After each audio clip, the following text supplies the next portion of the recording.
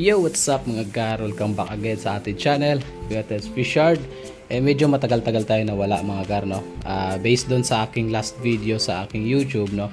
Nasa 49 days na yung last video natin. So, mahigit 1 month, no? Mga nasa 5 or 6 weeks, no? Na nawala tayo sa pagbablog, no? Ng ating mga isda. So, sa ganon katagal mga gar, kukunti na lang yung natira natin ng mga isda. So ito na lang yung isda natin, no?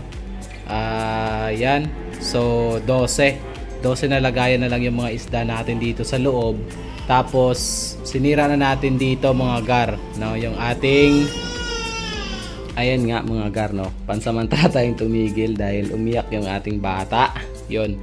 So ito na lang yung natira natin mga gar, no? And iba rin yung mga nasa labas, kasi yung nasa labas ay meron tayo doon na ibang mga isda din.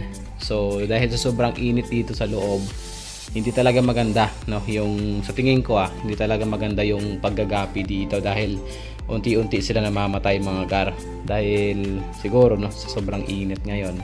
Tapos indoor pa, so wala masyadong hangin. Kinakapos ng oxygen yung ating mga isda. So ito na lang yung mga natira, no? Mga Santa Claus ito lahat. Ayan, mga Santa Claus. Ito lang yung medyo okay dito, no? Santa Claus natin. Then yan, mga Santa Claus yan dyan.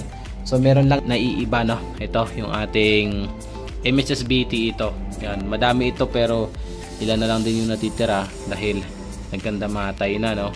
Then dito, ayan, 3 na lang yung natira kasi halos araw-araw merong namamatay.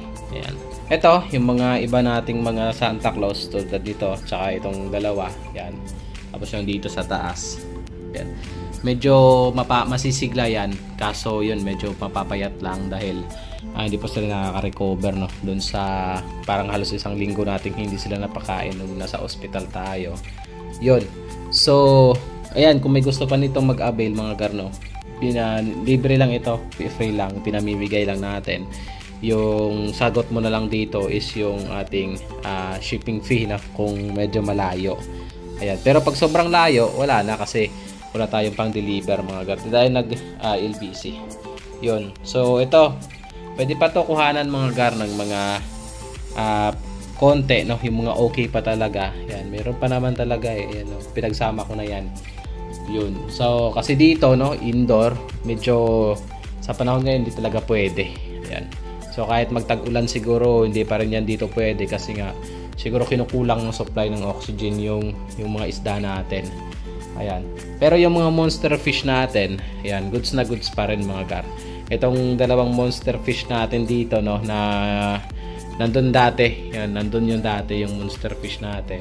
Nilipat natin dito kasi yung isang 5 layer na stand natin dito tinanggal na natin since na kumunti naman na yung isda natin.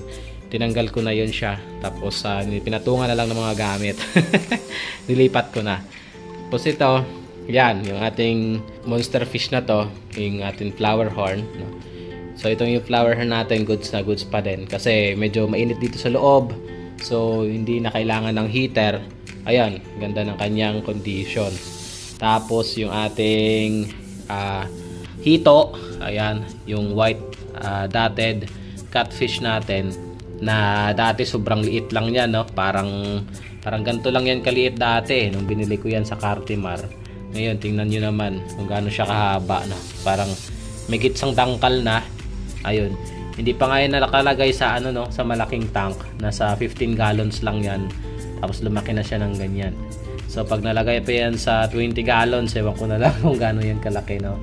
Tapos yung atin ditong Oscar, no, dati. Ito yung pinakauna nating Oscar na kung titignan nyo parang 5 piso lang yung dati ang liit. Tapos may ano pa, no, may white dots pa yon nung binili. Tapos nakahiga-higa. Ngayon, ayan na yun. Napakalaki na, no? Grabe. Parang yun, parang palad na kalaki. Tapos ang kagandahan nito sa Oscar na to, masiba talaga siya kumain. Tapos halos wala siyang pili kumain. Pagka pinapakain natin siya ng isda, gusto niya. Sa feeds, gusto niya din.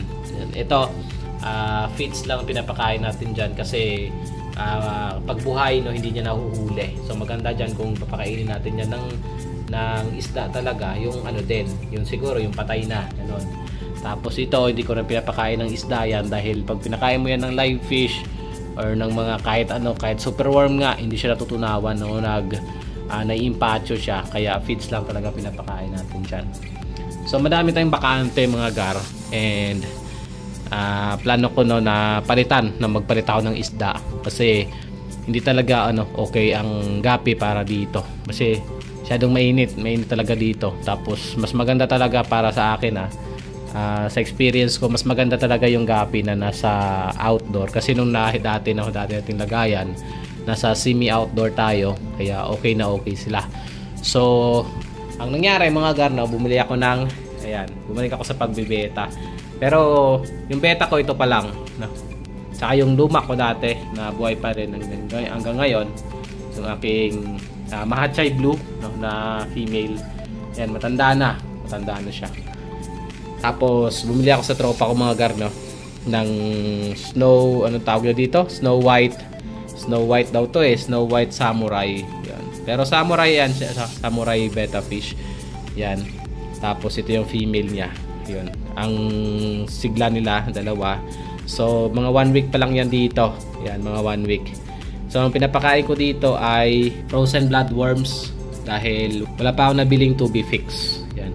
Pero bibili din talaga ako ng 2B fix mga gar para mabilis tong lumaki. Ayan. Tapos may pinapalaki din kasi ako dito na gapi, no, gapi pa rin. Itong aking mga double sword. Yan. Double sword ko. Ito yung may nakuha na akong 4 na male. Yan sila. Yan. 4 na piraso. Tapos yung mga kasamahan nila na hindi ko alam kung may male pa na lalabas dyan. Ito sila. Yan.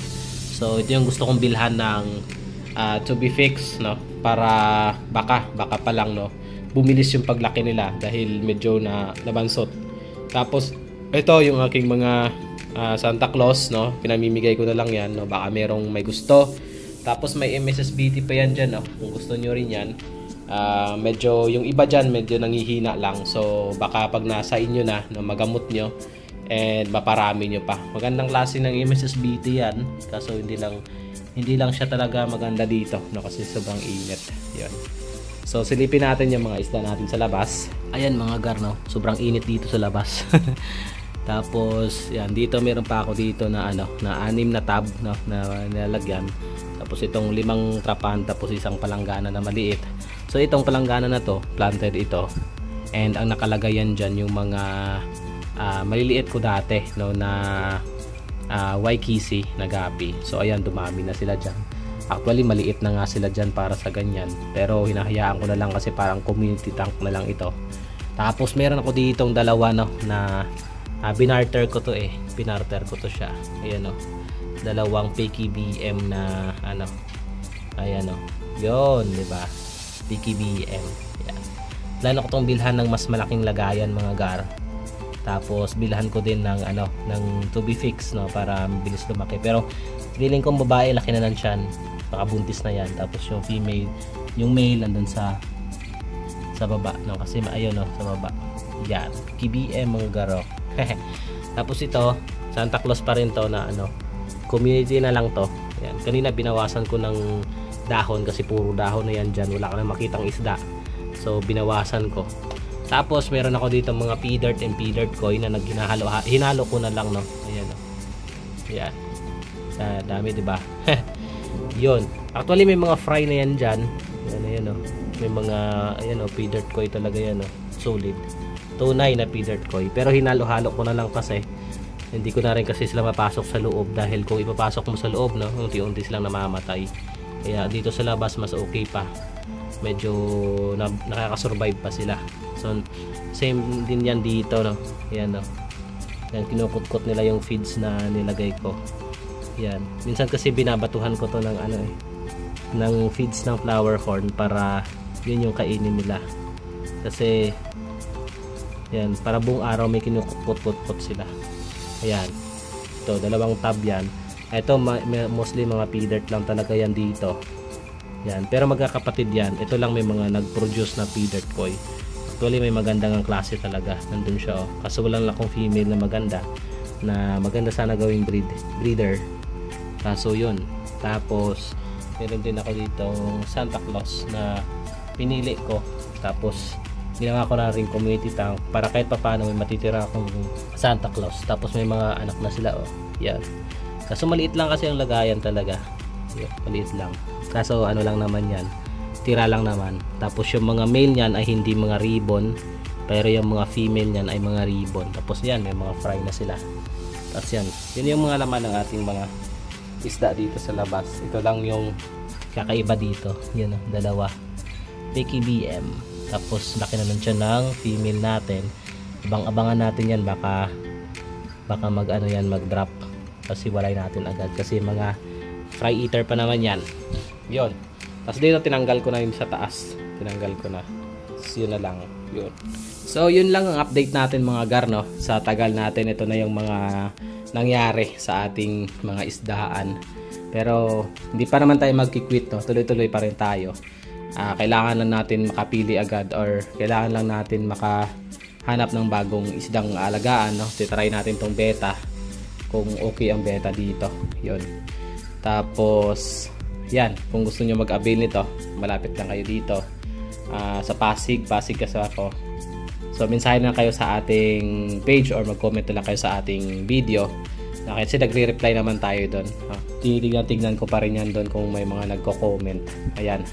So hanggang dito na lang yung ating video mga gar. Hanggang sa muli, ito yung Kuya Tems na sabing to God be the glory.